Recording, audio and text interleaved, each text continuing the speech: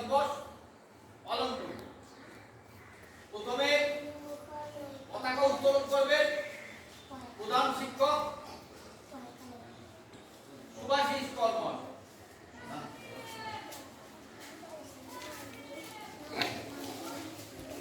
কথা বললি না।